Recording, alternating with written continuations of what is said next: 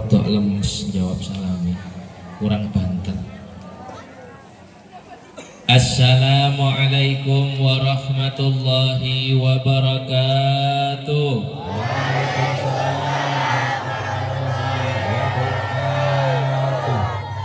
Baru jos. Alhamdulillah.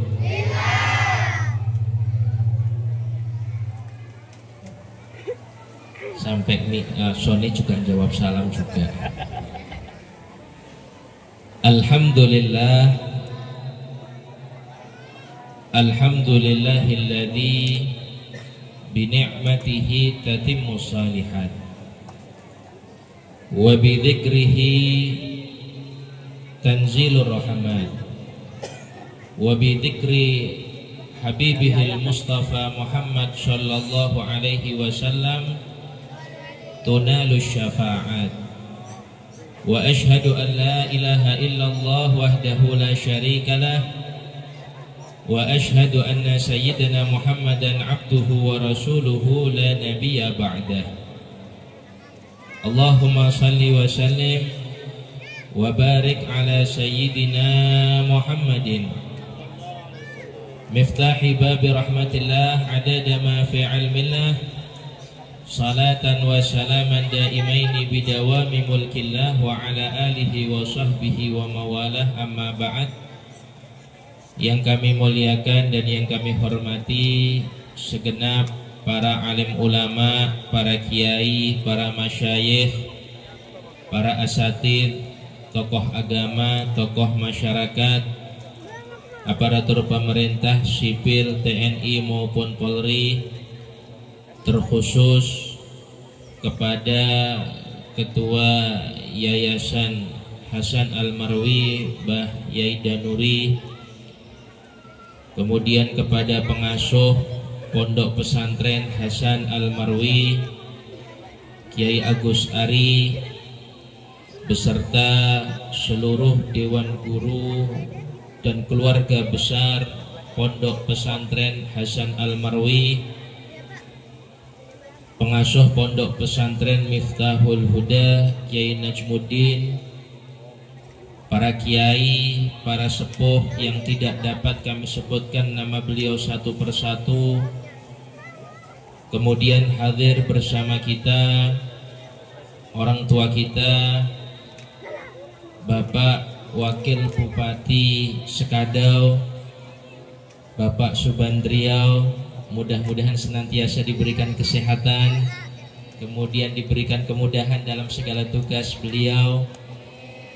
Jadi subhanallah, apa yang dikatakan sama beliau tadi memang alhamdulillah sering ketemu kita Pak ya. Dan subhanallah, ciri dari beliau ini murah senyum orangnya. Jadi siapa saja yang melihat beliau ini pasti senang. Kita doakan sebagaimana beliau memberikan kebahagiaan kepada kita dengan senyuman beliau, maka beliau senantiasa senang dunia akhirat. Juga kepada Bapak Kepala Desa, Bapak Kapolres atau yang mewakili, Bapak Kapolsek atau yang mewakili, kemudian kepada seluruhnya yang hadir yang tidak dapat kami sebutkan satu persatu, sahabat Ansor Bansar, kemudian kepada seluruh wali santri, para santri, para alumni, bapak-bapak, ibu-ibu yang dirahmati dan dimuliakan Allah Subhanahu wa ta'ala. Alhamdulillah, di siang hari ini mari kita bersama-sama bersyukur kepada Allah Subhanahu wa ta'ala dengan mengucapkan kalimat Alhamdulillahi Rabbil. Karena hanya dengan kita bersyukur kepada Allah Subhanahu wa ta'ala, kita akan senantiasa mendapatkan curahan nikmat dan kasih sayang dari Allah Subhanahu wa ta'ala. Ketika kita senantiasa menjadi seorang pribadi yang bersyukur kepada Allah, maka Allah akan senantiasa menambahkan nikmat demi nikmatnya di dalam kehidupan kita. Di dalam ayat yang sering kita baca, bahkan kita hafal daripada ayat itu, dikatakan la in syakartum la azidannakum.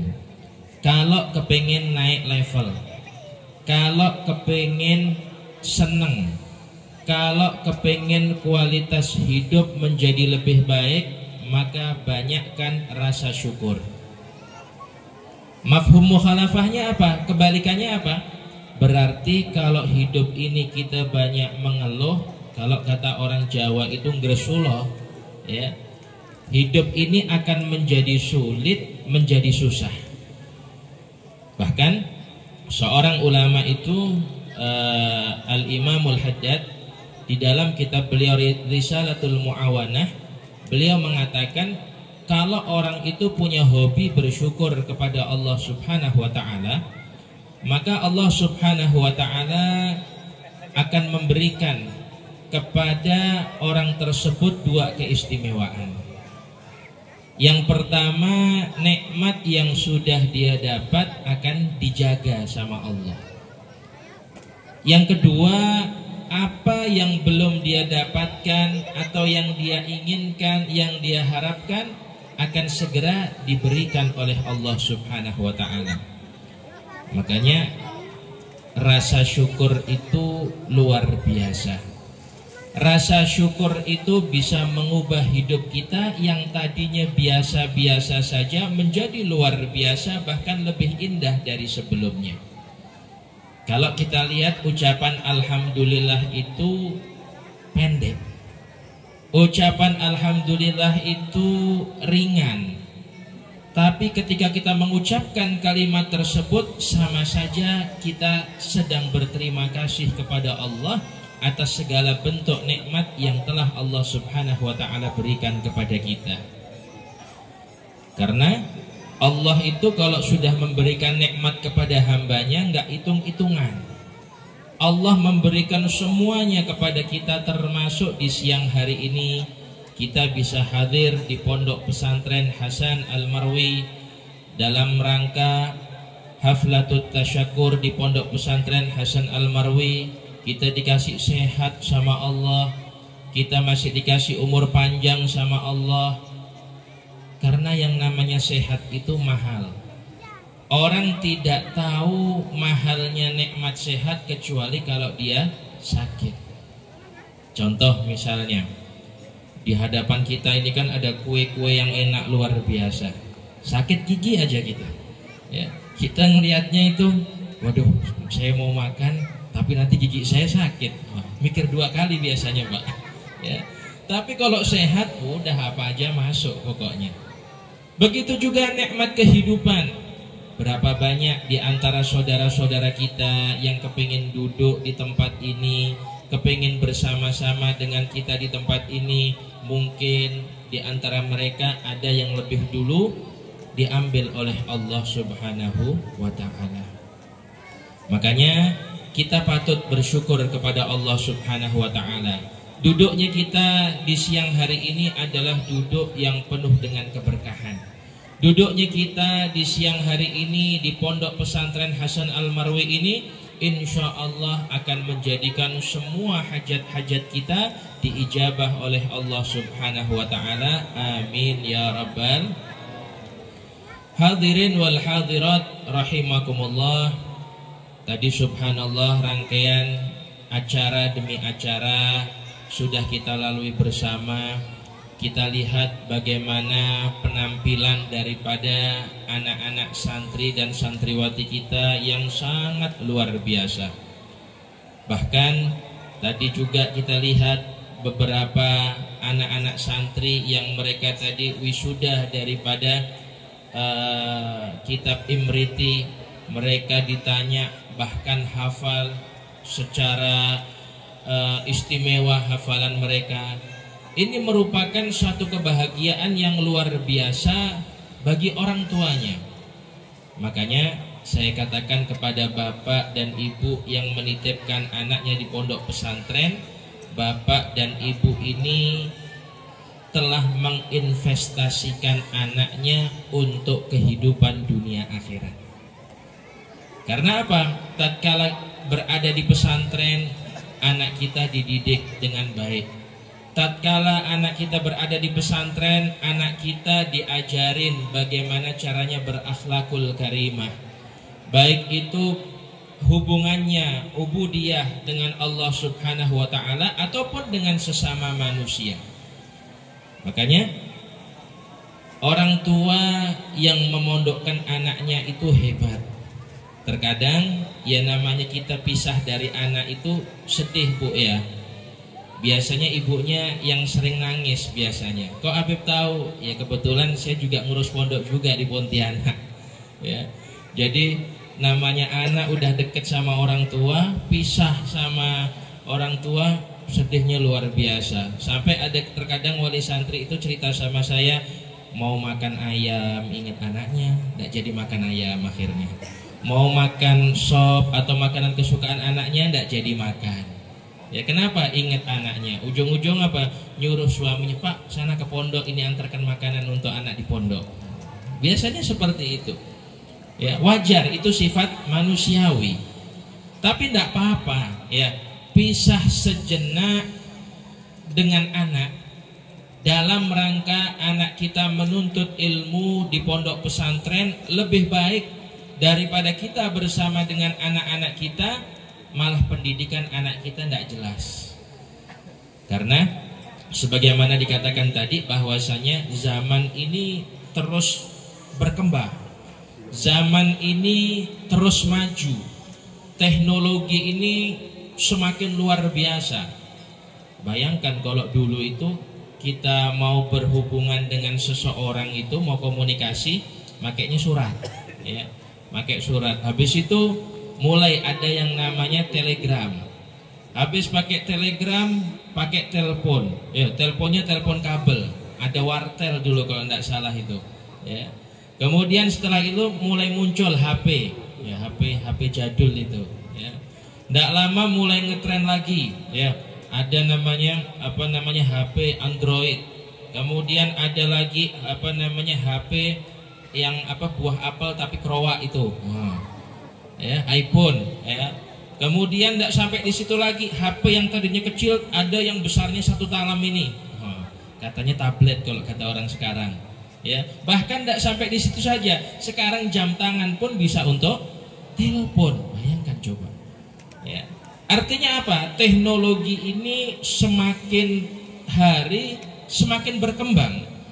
Makanya kita ini dituntut untuk bisa mengimbangi teknologi yang ada di zaman kita. Makanya Al-Imam Syafi'i radhiyallahu taala anhu wa ardhah, beliau mengatakan, man arada dunya fa'alaihi bil ilmi, wa man arada al-akhirah fa'alaihi bil ilmi, wa man aradahuma fa'alaihi bil ilmi. Kepengen sukses urusan dunia harus pakai ilmu. Kepengen sukses urusan akhirat ya harus pakai ilmu. Kepengen sukses kedua-duanya juga harus pakai ilmu. Karena dengan kita menuntut ilmu, kita akan faham dengan perkembangan zaman yang ada di zaman kita. Maka di situ ya, para santri ya, kita harus siap dengan tantangan kita di zaman ini. Ya, zaman semakin maju, teknologi semakin modern. Maka yang bisa memfilter kita, membentengi kita supaya kita tetap lurus dalam kebaikan, dalam akhlakul karimah adalah dengan ilmu. Makanya kalian para santri, para santriwati, mumpung kalian berada di pondok pesantren, maksimalkan waktu kalian untuk menuntut ilmu dengan sebaik mungkin. Karena tidak ada ceritanya, nanti kalau sudah selesai mondok saya mau buka kitab, nanti selesai mondok saya baru mau ngaji. Nggak ada ceritanya seperti itu. Ya, saya ngalamin dulu seperti itu. Ya, jadi waktu saya mondok itu saya malas-malesan. Setelah saya niat, nanti kalau setelah selesai mondok saya baru buka kitab. Apa yang terjadi? Nggak buka kitab. Bukanya kapan ya? Kalau mau ngaji aja biasanya, mau ngisi pengajian baru buka kitab. Habis itu kitabnya ditutup. Ya. Jadi mumpung kita berada di lingkungan ilmu, kita berada di raudhah min riyadil jannah, taman daripada taman-taman surganya Allah Subhanahu wa taala, maksimalkan ilmu dengan sebaik mungkin. Sampai dalam satu kitab itu dikatakan, ilmu itu berkata dengan lisanul halnya. Kamu luangkan waktumu, seluruh hidupmu untuk mencari aku berikan kepadamu sedikit. Maka logikanya, seumur hidup kita cari ilmu, dapatnya sedikit. Maka bagaimana kalau dalam hidup ini kita nggak mau mencari daripada ilmu? Makanya di situ Imam Syafi'i juga berkata di dalam ucapannya yang lain, man lam yadhuk murrat ta'allumi sa'atan tajarra al-jahla tula hayatihi. Maka barang siapa yang tidak bisa merasakan pahitnya menuntut ilmu walaupun sebentar, nggak merasakan susahnya menuntut ilmu walaupun sebentar, maka dia akan merasakan kebodohan selama-lamanya. Dan ilmu ini sangat penting, ya. Ilmu ini sangat penting dalam berbagai aspek kehidupan kita. Dalam hal ibadah perlu juga yang namanya ilmu. Ibn Ruslan di dalam bait Zubatnya beliau mengatakan, wa kullu man bighairi ilmin ya'malu a'maluhu mardudatun la tuqbalu. Segala amal ibadah yang dilaksanakan dengan tanpa ilmu maka akan ditolak, ya. Jadi seperti sholat ada tata caranya, ya. Kemudian kita mengetahui daripada bagaimana toharohnya, kemudian habis itu arkanus sholahnya bagaimana, kemudian mubtilatus sholahnya apa saja, itu harus kita ketahui, ya. Kemudian bagaimana cara kita khusyuk di dalam sholat, itu semua ada ilmunya yang akan menjadikan kualitas ibadah kita lebih baik lagi di hadapan Allah Subhanahu wa ta'ala. Begitu juga dalam kita hidup di dunia ini, ya. Kita yang bekerja mungkin misalnya kerjanya apa, misalnya bengkel. Orang bengkel tidak sembarang bengkel, ya. Yang dicabut bautnya ada 5, yang terpasang cuma 4. Bingung kok sisa 1 kan. Ya. Jadi ada ilmunya juga, ya. Segala sesuatu ada ilmunya. Begitu juga nanam sawit ini, ya. Di banyak sawit di sini ini, ya. Nah, bos sawit semua di sini ini, ya. Ada ilmunya juga tentang sawit, bagaimana supaya buahnya banyak, sawitnya subur, ya. Jadi ilmu itu sangat penting, ya, sangat penting untuk kita tuntut dan untuk kita fahami. Sampai di dalam Al-Quran Allah Subhanahu wa ta'ala berfirman, Kul hal yastawil ladina ya'lamun wal ladina la ya'lamun. Apakah sama kedudukan orang yang berilmu dengan orang yang tidak berilmu? La yastawuna abada la fid dunya wala fil akhirah. Enggak sama. Enggak sama kedudukan orang yang berilmu dengan yang tidak berilmu, baik di dunia ataupun di akhirat.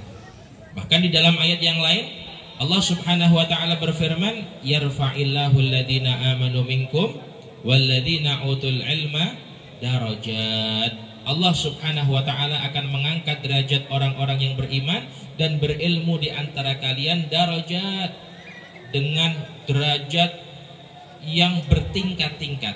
Ya, di situ kalimatnya jamak, kalimatnya bukan mufrad di situ.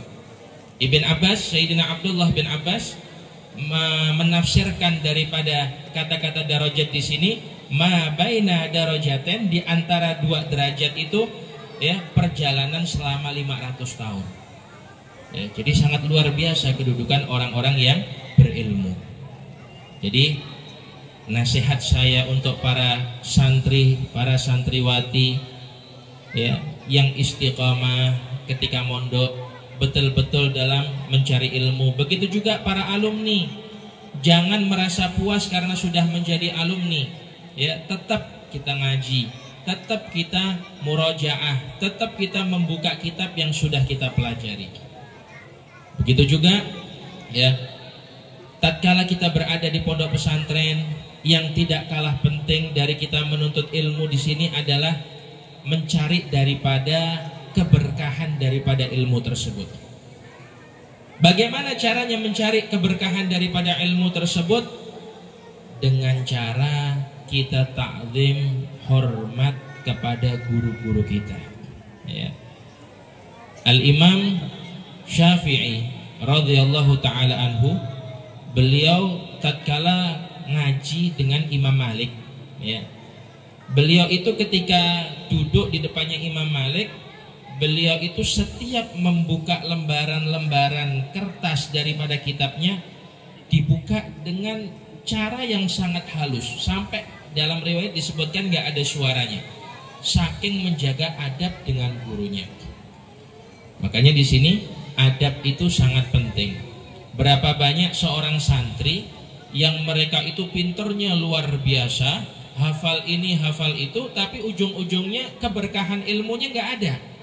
Kenapa bisa demikian? Karena dia tidak mendapatkan keberkahan ilmu tersebut melalui khidmat kepada gurunya.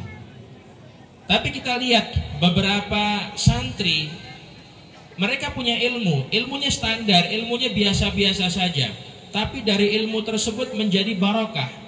Dia mendapatkan manfaat daripada ilmu tersebut. Apa sebabnya? Tatkala dia berada di pondok pesantren, dia bisa hormat kepada gurunya. Makanya kita ini para santri diajarkan sama guru-guru kita. Para santri itu punya semboyan. Apa semboyannya? Maziltu taliban, saya itu santri. Bahkan ini juga diucapkan oleh Abuya As-Sayyid Muhammad bin Alawi Al-Maliki. Beliau seorang pakar hadis yang berada di Makkahul Mukarramah, yang muridnya banyak daripada para alim ulama. Beliau hafal jutaan hadis. Beliau menisbatkan hal itu kepada dirinya. Ketika ditanya, siapa jenengan? Ditanya, saya ini santri. Dan beliau mengajarkan konsep ini kepada seluruh santri-santrinya. Sealim apapun diri kita, seterkenal apapun diri kita, sehebat apapun diri kita, tatkala seorang santri berada di hadapan gurunya, tanamkan dalam hatinya, maziltu taliban, saya itu masih santri. Jangan sampai keilmuan yang kita miliki ini menjadikan kita nggak beradab sama guru kita. Jangan sampai karena kita sudah dikenal, karena kita sudah memiliki jamaah yang banyak, kemudian kita ketemu sama guru kita, kita membusungkan dada, kemudian kita merasa lebih alim daripada guru kita. Tidakkah kita ingat dengan satu ungkapan, laula murabbi ma'araftu rabbi, kalau bukan karena guruku, maka aku tidak kenal siapa Tuhanku. Artinya yang bisa menjadikan kita hebat, yang menjadikan kita alim, yang bisa menjadikan kita ini hafal itu, mendidik daripada jasmani dan rohaniyah kita adalah guru-guru kita. Makanya kalau di dalam hati ini sudah ada rasa kita enggak takzim kepada guru kita, hati-hati, ya. Begitu juga tatkala kita masih berada di pondok, ya, pokoknya hormat kepada guru. Apa yang menjadi dawuh daripada guru kita, yang menjadi amanah daripada guru kita, kita kerjakan, ya. Terkadang anak pondok itu kan tidurnya malam, selesai belajar jam 10, ya. Kemudian bangun lagi, ada yang jam 3, kadang jam 4 disuruh tahajud, ya. Udah gitu, ya, biasanya anak pondok itu kan tirakat, makanya apa? Tempe. Ketemu ayam kapan? Ketemu ayamnya seminggu sekali, kadang seminggu 2 kali, ya. Itu pun kalau ada biasanya, ya. Saya dulu juga seperti itu, Pak, Bu. Saya waktu mondok itu dulu, ya, malah setiap hari itu tempe tahu, ya, sama daun ubi, sama ada apa, timun itu, sama sambal itu hampir setiap hari sudah. Tidak lama saya dengar dari pengurus waktu itu, makanya sop hari ini, alhamdulillah senang saya dapat sop. Begitu saya buka rantang, cuman kuahnya rupanya. Jadilah yang penting rasa kuah sop. Tapi kita nikmatin, ya, nggak apa-apa seperti itu. Sampai Sayyidina Abdullah bin Abbas, beliau pernah berkata, dzuliltu taliban fa'uzzistu matluban. Dulu waktu aku mondok, waktu aku belajar itu aku prihatin, ya. Tapi setelah aku selesai daripada itu semua, aku menikmatin daripada hasilnya. Ya, karena yang namanya mondok itu harus ada mujahadah. Terkadang ya namanya santri ya dibangunin sama pengurus, bangun semua. Pengurusnya udah pergi tidur lagi nanti biasanya. Ya, ada lagi yang lucu lagi gimana? Ya, pengurusnya ke kamar itu lagi, udah semua bangun semuanya. Biasanya ada yang degelnya gimana?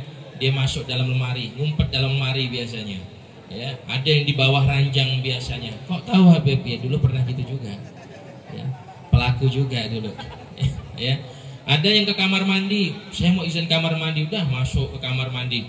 Dilihat kok enggak keluar dari kamar mandi. Begitu dibuka tidur rupanya di kamar mandi. Ya, jadi subhanallah. Ya, santri itu bermacam-macam. Ya. Jadi nikmatin daripada masa mondok kalian ini, ya. Karena kalian ini adalah calon-calon orang hebat. Kalian ini adalah calon-calon orang-orang yang insya Allah akan mengangkat derajat daripada orang tua kalian. Makanya sering dikatakan bahwasanya aba ukasalas, ya. Orang tua kita itu ada 3. Ya, kita punya orang tua itu ada 3. Yang pertama siapa?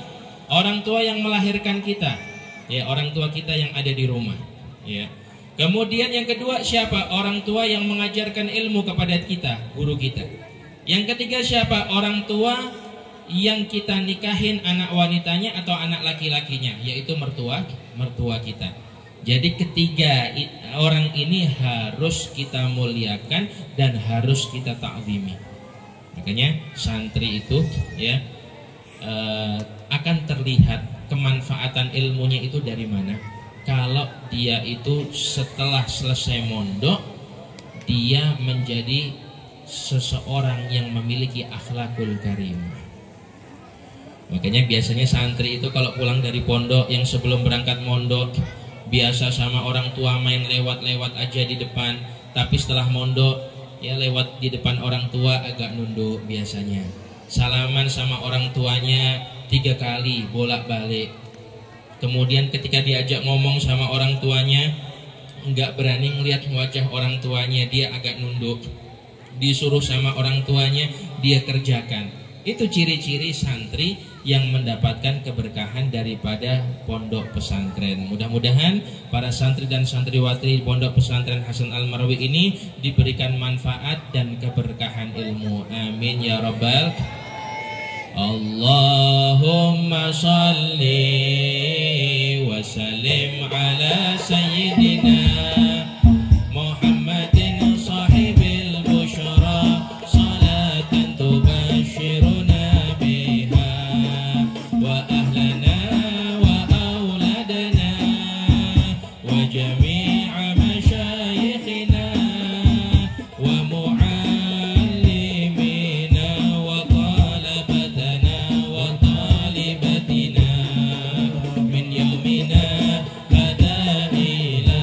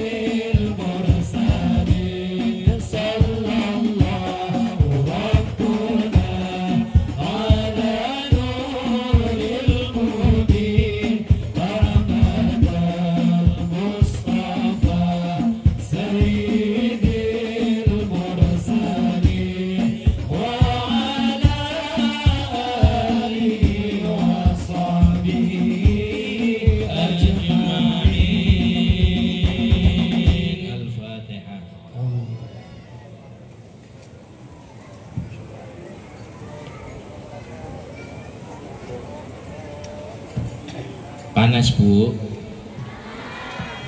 keringetan Bu, make up luntur Bu. Alhamdulillah ya. Jadi panasnya kita di siang hari ini insya Allah nanti akan diganti kesejukan oleh Allah Subhanahu wa Ta'ala. Jadi sekali-kali bukan hanya anaknya saja yang ngaji, tapi orang tuanya juga ikut ngaji. Alhamdulillah. Jadi di pondok pesantren itu tidak hanya diajarkan tentang ilmu, tapi juga diajarkan bagaimana tentang akhlakul karimah, yang mana inti daripada ilmu yang kita pelajari itu apa? Bagaimana membentuk karakter seseorang yang dalam hidupnya ini memiliki akhlakul karimah, mengikuti kanjeng Nabi Muhammad Sallallahu Alaihi Wasallam. Karena itu daripada misi mulia Nabi Muhammad, dawahipun kanjeng Nabi Muhammad, bu'ithu li utammima makarimal akhlak. Aku itu diutus oleh Allah Subhanahu wa Ta'ala untuk menyempurnakan daripada akhlak manusia. Makanya di sini orang itu kalau dia ilmunya barokah, ilmunya manfaat, insya Allah sebagaimana saya katakan tadi, selain hablum minallahnya bagus, hablum minanasnya juga bagus. Dia akan memakai daripada akhlak Nabi Muhammad Sallallahu Alaihi Wasallam. Contohnya bagaimana? Setiap ketemu sama orang tersenyum, setiap ketemu sama orang mempersembahkan wajah terindahnya kepada orang yang ditemui. Ini adalah akhlak yang luar biasa, akhlak yang istimewa. Dan tadi alhamdulillah, dan sering juga ya, ini senantiasa terpancar daripada wajah Bapak Wakil Bupati kita. Tepuk tangan untuk beliau. Masya Allah, istimewa. Lah kalau Bapak Wakil Bupati saja senantiasa tersenyum, lah kita kok malah merengut terus. Ya, senyum, ya. Senyum itu gratis atau bayar? Gratis atau bayar? Ada akhir bulan malaikat nagih pun senyuman? Gak ada. Berarti karena senyum itu gratis, maka harus sesering mungkin untuk tersenyum. Kira-kira orang kalau senyum tambah ganteng atau tambah jelek? Ganteng. Tambah cantik atau tambah jelek? Cantik. Senyum itu akan menambah daripada harisma kita. Orang yang senantiasa tersenyum itu ya akan menarik orang untuk senantiasa senang dengan kita. Kenapa? Karena senyuman ini merupakan salah satu bahagian daripada akhlak mulia Nabi Muhammad. Nabi Muhammad itu Pak, Bu, beliau itu adalah sosok pribadi yang hampir tidak pernah merengut. Itu Nabi Muhammad. Bahkan mengerutkan wajah, mengerutkan jidat saja Nabi Muhammad dikatakan hampir tidak pernah. Dari dalam rumah dengan istri dan keluarganya, begitu juga ketika beliau keluar rumah, yang tampak daripada wajah mulia Nabi Muhammad adalah senyuman. Shallallahu ala Nabi Muhammad. Makanya siapa saja yang berjumpa dengan Nabi Muhammad akan senang. Sampai Sayyidina Ali bin Abi Thalib, beliau pernah mensifati Nabi Muhammad, man ra'ahu badihatan habbah wa man khalatahu ma'rifatan ahabbah. Orang itu kalau baru berjumpa dengan Nabi Muhammad, dia akan segan karena wibawa yang ada pada diri Nabi Muhammad. Tapi kalau sudah duduk ngobrol bersama dengan Nabi Muhammad, akan timbul rasa cinta dan rindu untuk duduk kembali bersama Nabi Muhammad. Bahkan para sahabat yang senantiasa duduk dengan Nabi Muhammad menganggap dirinya bahwasanya dia adalah orang yang paling dekat dengan Nabi Muhammad Sallallahu Alaihi Wasallam. Makanya kalau kita itu punya hobi sering senyum, memberikan wajah yang terbaik kepada setiap orang yang kita temui, kita bakal dikenang baik oleh orang nanti, Pak Bu. Orang itu kan dikenang nanti biasanya kalau sudah tidak ada. Misalnya nanti ya kita sudah wafat misalnya, suatu saat ada orang menyebut atau bercerita tentang kita, maka kita akan ingat, oh ya, si Fulan, si A, si B, dia dulu orangnya baik, orangnya ramah, suka senyum, ya, didoain akhirnya. Tapi kalau sudah nggak pernah senyum, merengut terus, apalagi suka marah-marah, suka ngamuk-ngamuk, ketika bercerita tentang orang ini dan kebetulan orang ini sudah wafat, si anu tuh meninggal kemarin, oh yang suka merengut itu, alhamdulillah, pantes kalau dia matinya cepet, tidak pernah senyum katanya, tidak apa-apa, bikin risau aja katanya, ya, malah didoain yang tidak bagus, ya. Jadi ukirlah cerita terbaik tentang diri kita untuk nanti setelah diri kita tidak ada, tatkala kita masih hidup ini, ya. Waktunya kita mengukir cerita kita ini ya saat kita hidup ini. Berikan hal-hal terbaik dari diri kita untuk orang-orang yang ada di sekitar kita. Begitu juga santri itu bisa terlihat kemanfaatan ilmunya itu bagaimana? Ketika dia menjadi seorang pribadi yang baik. Pribadi yang baik ini bagaimana? Pribadi yang baik ini adalah yang bisa memberikan dampak positif untuk lingkungan sekitarnya. Karena tadi dikatakan sama Pak Wabub tadi, kenakalan remaja sangat luar biasa, Pak, ya. Jadi masalah pergaulan, narkoba, ya, ini sangat luar biasa dan sangat meresahkan. Tentunya ini PR bagi kita para orang tua, ya. Kalau kita tidak menjaga anak kita dengan baik, tidak menjaga anak kita dengan benar, maka tidak menutup kemungkinan anak-anak kita juga akan terpengaruh dengan hal-hal yang tidak ada manfaat, malah membuat daripada mudarat. Maka kita selaku orang tua, kita betul-betul kita bentengin anak kita. Kita kepengen anak kita jadi anak yang soleh. Kita kepengen anak kita menjadi anak yang solehah. Caranya bagaimana? Masukkan ke pondok pesantren. Di pondok pesantren mereka belajar, kita sebagai orang tua di rumah ikut tirakat. Tirakatnya bagaimana? Kita doakan daripada anak kita. Bukan setiap saat anaknya malah dijenguk, izin, minta pulang. Ya, terkadang seperti itu biasanya. Kok tahu? Ya saya juga ngurusin pondok soalnya. Alasannya macam-macam biasanya. Biasanya kalau sudah selesai ujian itu, ya, belum terima rapot, ya, kurang seminggu, tapi ujian sudah selesai, datang wali santri biasanya, ya. Ini Habib, saya mau mengizinkan anak saya, ada acara wisuda teman saya, mau ikut. Padahal temennya, ya, ini mau ada acara keluarga. Padahal kurang seminggu lagi bagi rapot dan mungkin setelah itu libur. Ya, jadi itu terkadang yang menjadikan anak kita gagal di pondok pesantren. Ya. Bahkan sampai terkadang ada beberapa wali santri itu yang dia sampai bujuk-bujuk gurunya sampai dia nginep di pondok biasanya. Ada yang seperti itu. Ya. Jadi Masya Allah luar biasa. Jadi sebagai orang tua kita harus mendukung anak kita dengan cara bagaimana? Mendoakan anak kita, ya, ikut mentirakati daripada anak kita. Karena doanya orang tua untuk anak itu seperti doanya Nabi untuk umatnya, mustajab, ya. Makanya bapak dan ibu kalau lagi marah, kalau lagi emosi dengan anaknya, hati-hati, ya. Ucapan bapak dan ibu ini untuk anak ini sangat luar biasa mujarabnya, ya. Makanya semarah-marahnya orang tua kepada anak jangan sampai terucap dengan ucapan-ucapan yang tidak baik. Kenapa? Takut kejadian. Sejengkel-jengkelnya kita kepada anak itu adalah anak kita. Doakan anak kita supaya anak kita menjadi anak yang baik. Amin ya rabbal.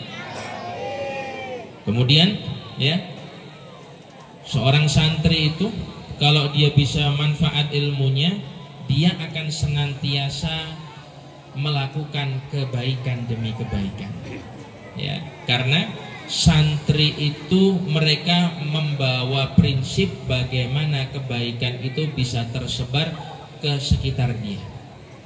Itu santri. Makanya kalau sudah ada santri mengajarkan hal-hal yang tidak bagus, maka coret namanya, dia bukan santri. Ya. Karena kalau kita melihat sejarah, santri ini sangat luar biasa.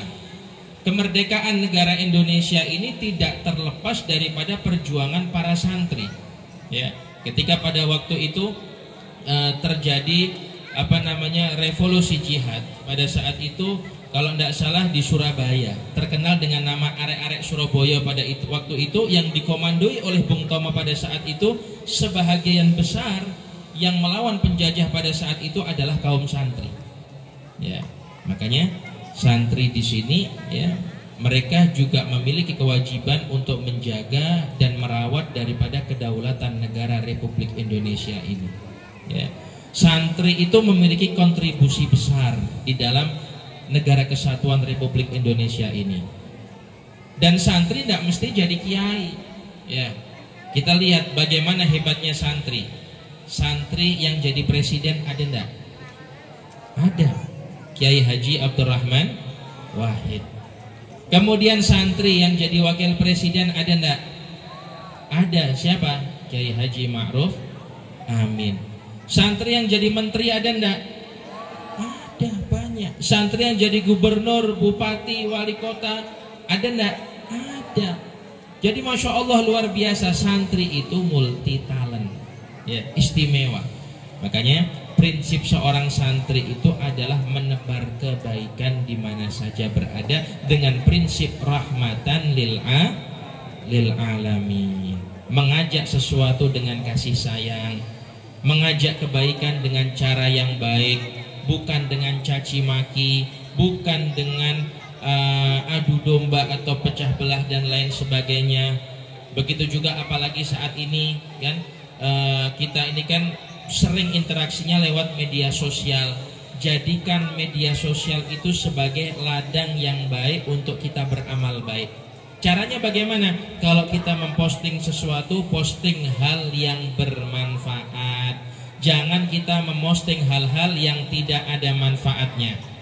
Karena media sosial ini kan bisa dibaca sama orang seluruh dunia. Kalau kita sudah memposting daripada hal-hal yang bermanfaat, insya Allah orang ketika membacanya kemudian melakukannya, kita akan mendapatkan bahagian dari pahalanya. Tapi kalau kita memposting hal-hal yang tidak ada manfaatnya, malah menjadi provokasi, malah menjadi adu domba, kemudian pecah belah, kemudian orang melakukan apa yang kita baca tadi, kita juga akan mendapatkan dosanya. Bukan hanya dosa kita memposting saja, tetapi dosa ketika orang itu melakukan, kita juga mendapatkan dosanya, berentet akhirnya. Maka jadikan kita punya media sosial ini untuk memposting daripada hal-hal yang baik, hal-hal yang bermanfaat. Pokoknya konsep rahmatan lil alamin kita tanamkan di dalam diri kita. Kemudian yang namanya seorang santri, ya, yang namanya seorang santri ini dia akan senantiasa cinta dengan perbuatan baik. Makanya dikatakan bahwasanya orang baik itu ada 3 ciri-cirinya. Ya. Orang baik itu ada 3 ciri-cirinya. Yang pertama apa? Ayyuhibbal khair, cinta dengan kebaikan. Yang kedua, wa fi'lil khair, dan senantiasa berbuat baik.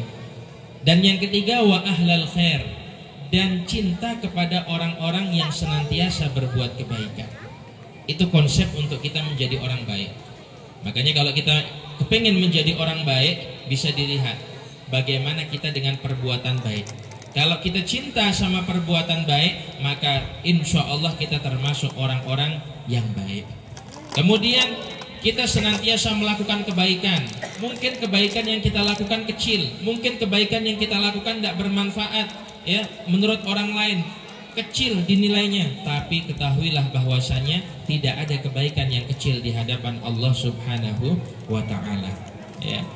Jadi subhanallah, orang yang senantiasa menebar kebaikan, mereka ini adalah orang-orang yang hebat di sisi Allah Subhanahu wa ta'ala, ya. Makanya Allah itu cinta sama orang yang berbuat baik. Allah berfirman di dalam Al-Quran, innallaha yuhibbul muhsinin. Allah itu cinta kepada orang baik. Kalau kita kepengen disayang sama Allah, kita kepengen dicintai sama Allah, kita kepingin setiap doa kita diijabah sama Allah Subhanahu wa Ta'ala, jadilah orang-orang yang senantiasa berbuat baik. Termasuk golongan orang-orang yang berbuat baik ini siapa? Mereka yang senantiasa mendoakan orang dengan kebaikan. Ya. Walaupun terkadang kita tersakiti, walaupun terkadang kita merasa terzalimi, doakan orang tersebut dengan doa yang baik. Karena tatkala kita berdoa, ya, kita mendoakan orang lain, ada yang namanya malaikat muwakkal. Ini malaikat ini, ya, bertugas mengaminkan doa kita tatkala kita mendoakan orang lain. Kita mendoakan misalnya, ya Allah, mudah-mudahan saudara saya diberi kesuksesan, keberkahan. Malaikat ini berkata, amin walaka bimithli. Amin dan bagimu sama seperti apa yang engkau doakan kepada saudaramu. Jadi sebelum saudara kita mendapatkan bahagian daripada doa kita, kita mendapatkan aminnya malaikat terlebih dahulu. Makanya hati-hati kalau kita doakan jelek sama orang, ya. Kita doakan jelek misalnya, mudah-mudahan kerudu motor, mudah-mudahan kesleo, mudah-mudahan keserempet, ya. Kata malaikat, amin walaka bimithli, kamu juga sama dapat seperti itu juga, ya. Ujung-ujung yang kita doakan dia tidak apa-apa, kita yang kena ujung-ujungnya, ya. Maka biasakan untuk senantiasa mendoakan dengan kebaikan. Begitu juga termasuk ciri-ciri orang yang baik ini bagaimana berlaku baik, dia memiliki welas asih. Apa itu welas asih? Memiliki hati yang peka kepada saudaranya, ya. Contoh sifat welas asih itu bagaimana? Ini dicontohkan sama kiai-kiai terdahulu. Kiai-kiai terdahulu itu kalau mereka lagi jalan dalam kondisi panas seperti ini, ya, mereka kalau lewat itu mereka mendoakan, ya Allah, kesian yang jual bakso, yang jual soto tidak laku, ya.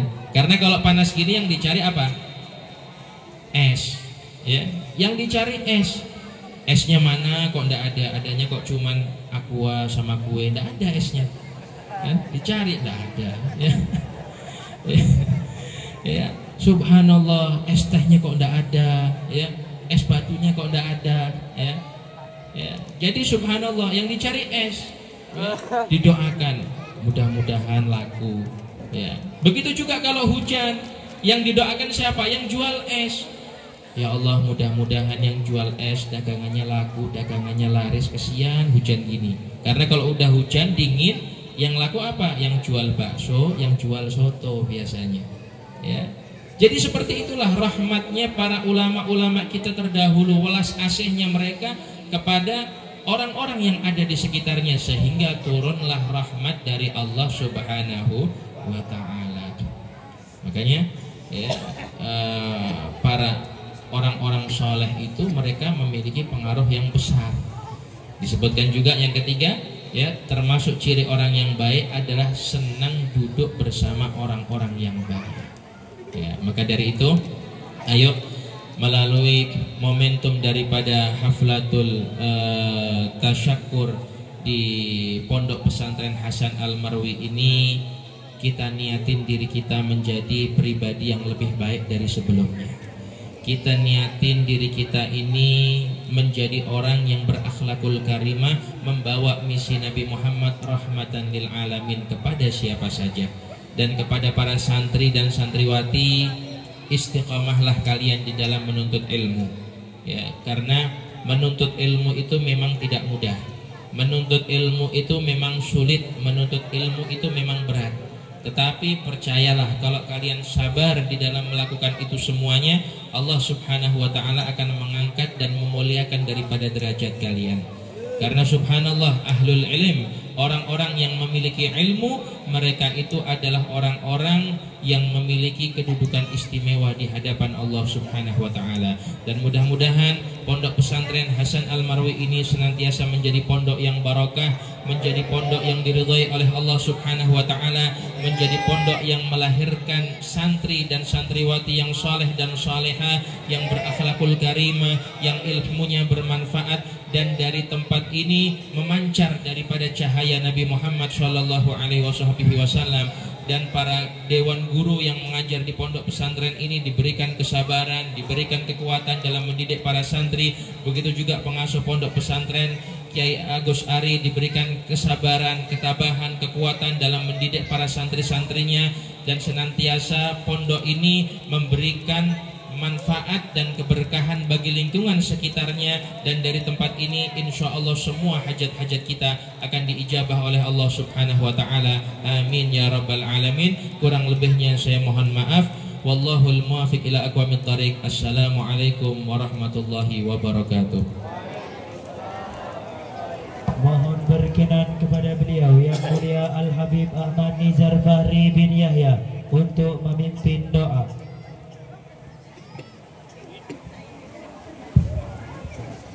Bismillahirrahmanirrahim. Alhamdulillahirabbil alamin wassalatu wassalamu ala sayyidil mursalin sayyidina maulana Muhammadin wa ala alihi wa sahbihi ajma'in.